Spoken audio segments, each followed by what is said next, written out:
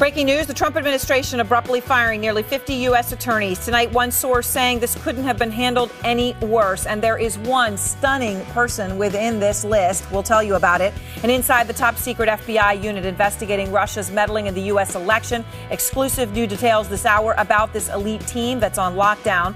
Plus, a former U.S. Defense Secretary warning tonight of a nuclear catastrophe, saying the chances are greater than ever before. Let's go out front. And good evening. I'm Eriin Burnett. On this Friday, we begin out front with breaking news. Attorney General Jeff Sessions tonight asking for the resignation of 46 Obama-appointed U.S. attorneys. There was no warning, basically, of the firings. A law enforcement source telling us that, quote, this could not have been handled any worse. The source says many prosecutors were not even told that they were fired. They found out through the media that they had no jobs effective tonight. Among the highest profile of the firings, the man you see right here, the New York attorney Preet Bharara. And as you see here, he's at Trump Tower. Trump had promised him he was going to keep him on. And Preet is actually known for overseeing cases that include Wall Street and corruption cases involving New York elected officials who are Democrats. Another source telling CNN the idea of asking U.S. attorneys to clean out their desks immediately is, quote, unprecedented and dangerous. The top Democrat on the Senate Judiciary Committee, Dianne Feinstein, is saying she is concerned, adding she was told by the vice president and the White House counsel that the transition would be orderly. Our investigative reporter, Scott Glover, is out front tonight on this breaking story. And Scott, in the way this is handling, how quickly it is happening, some pretty stunning developments this evening. Yeah, I just got off the phone with a former United States attorney who said he's still trying to assess the situation, talk to some folks, but if it went down the way that it's being reported, he said he would just be floored, that, it's disrespectful, it's outrageous. And he finds it, frankly, hard to believe. When he left office, he was given several weeks. He was told, thank you for your service, take your time getting your affairs in order. And it was a very different kind of treatment than what's being described this evening. And we also understand, one of the attorneys on this list from New York, Preet Bharara, a man Donald Trump knows well, a man that after Trump won, Preet Bharara said that Trump had personally told him he wanted him to stay on. Jeff Sessions had told him he wanted him to stay on. And yet, apparently, we are learning that he was shocked, right? He's on this list. It seems that there are a lot of surprised people around the country this evening. I don't have any particular insight into his case, but he is one of many voices who seem to be expressing surprise and disappointment with the way that things have been handled.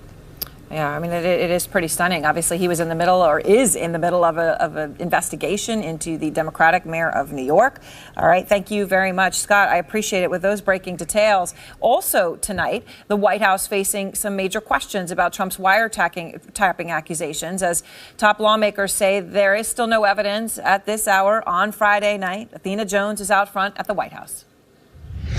President Trump dodging multiple questions about his unsubstantiated claim that President Obama had his, quote, wires tapped in Trump Tower before the election.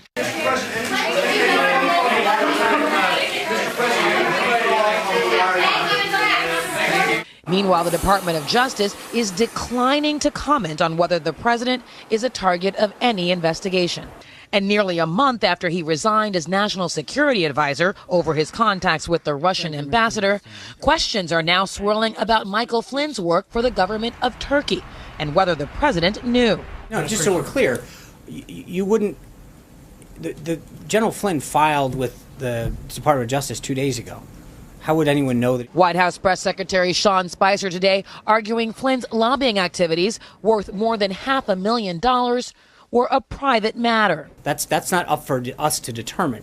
That's up for them and their counsel to determine if they engaged in activities in the past or whatever it is. Spicer unable to answer other key questions about Flynn. Did Flynn disclose he was acting as a foreign agent in the security clearance review before he became NSA? I don't know the answer to that question. That's something that you should follow up with General Flynn on. The vice president telling Fox News he only learned of Flynn's business ties to Turkey this week from a news report. Let me say, hearing that story today was the first I heard of it. And I fully support the decision that President Trump made to ask for General Flynn's resignation. You're disappointed by the story? The first I heard of it, and I think it is an affirmation of the president's decision to ask General Flynn to resign. Trump's spokesman was also asked about stories swirling around conservative media circles about a so-called deep state of entrenched employees from the Obama era working to undermine the new president. I don't think it should come as any surprise that there are people that burrowed into government during 8 years of the last administration and, may have believed in that agenda and want to continue to seek it. And while the FBI director, James Comey, was on Capitol Hill again this week, this time to talk with key House and Senate members, a senior White House official says that President Trump and the FBI director haven't spoken all week. Ryan?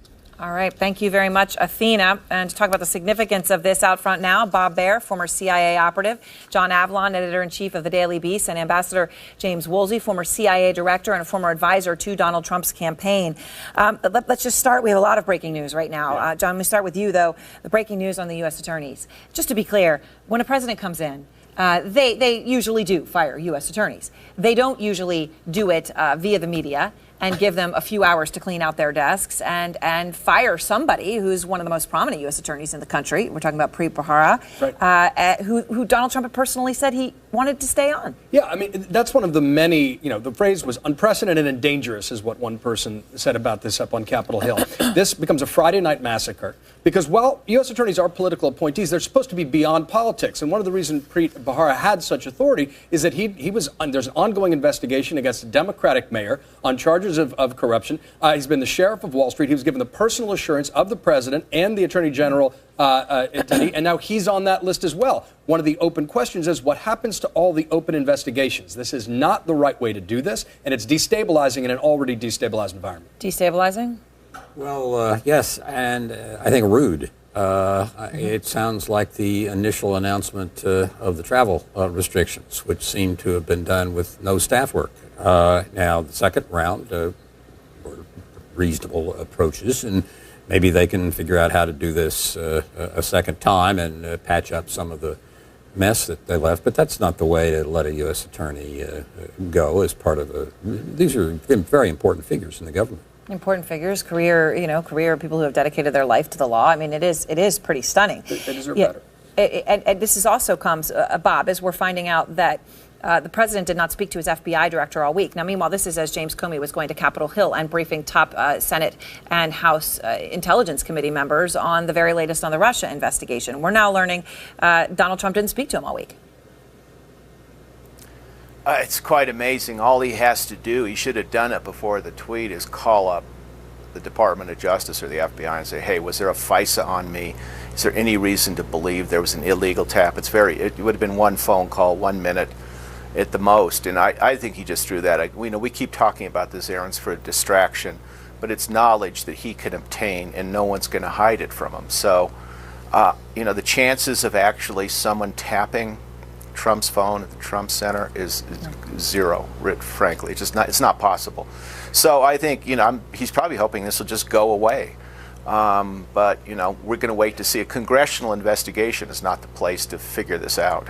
Right, and of course, John, how this is progressing, we understand, is that there's actually, this is new reporting here at CNN at this hour, so I'll tell you, we've got a top secret group within the FBI that is charged with this. This group's main job is recruiting and neutralizing foreign spies. Also do work on weapons of mass destruction. They are now tasked with the Russia investigation.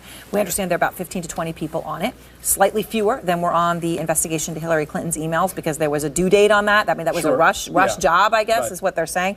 But 15 to 20 people who are now in a full top secret capacity so that they don't have leaks. Yeah, look, there's nothing more important than getting to the bottom of the story because it goes to the heart of the integrity of our democratic process. And when the president, suddenly, keeps being reminded that words have consequences when you're president of the United States, that doesn't send a great deal of confidence. But there keeps being more smoke in this story. And that we're going to need to get to the bottom of it. And there's nothing more serious beneath the day-to-day responsibility. And Ambassador Woolsey, this does really come back to the issue of the U.S. attorneys, in the sense of the Trump administration has developed a deep paranoia for what they call the deep state, career employees in the government that they say are out to get them or against their agenda and are working in the shadows against them.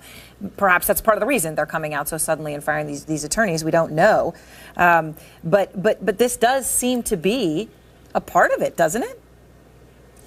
It's really kind of hard to say exactly why this is all kind of clumsy and messy. It's not that hard to do, and you do it from administration to administration. Sometimes there's disagreements about who ought to have more responsibility. Back when I was in DCI in the early 90s, we thought the FBI was trying to get too much authority over counterintelligence, and we ought to have, and they thought we were trying to get too much authority over counterintelligence. So there's these normal pushes and tugs between different parts of the bureaucracy, but it doesn't have to be like this, like what we're seeing. This smacks of a hunt for the enemy within, right? And that's the problem, is that there seems to be more paranoia. The fact that the administration is offering up, the deep state, and all of a sudden it gets labeled, with, sort of post-truths and alternative facts as phrases of this administration. Yeah. If it starts going down the rabbit hole of a hunt for the enemy within, a paranoia about leaks, history would suggest that isn't a sign of stability in an administration. And Bob Baer, they're taking it even a step further. Republican Congressman Mike Kelly actually is the one taking it further. He says President Obama is living in Washington for the sole purpose of undermining President Trump. I just want to play for you how he put it. He's only there for one purpose and one purpose only, and that is to run a shadow government that is going to totally upset the new agenda. Does this take it to a new level, Bob? It's not serious. This is an alt-right conspiracy theory that there's such a thing as the deep state. I actually have dealt with deep states in the Middle East where they're generals and intelligence officers, and they are deep states.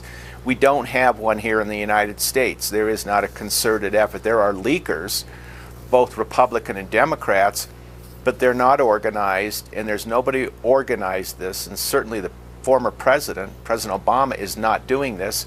And this is another distraction. I think, going down the conspiracy theory hole is not going to get us anywhere, and it's just going to wreck the credibility of this administration. And, we need some adult supervision here. All right. Thank you all very much. I appreciate it. And next, candidate Trump called unemployment numbers phony and a hoax today, in the past. Today, though, he said something totally different. So, can he have it both ways? Plus, dire warnings. A former defense secretary says the threat of nuclear catastrophe is greater now than ever. Is North Korea really getting ready for nuclear war? And growing numbers of undocumented immigrants are disclosing their status, coming out publicly with a face and a name. I think it's time for us to be united, to present a strong front, to actually fight for what we want.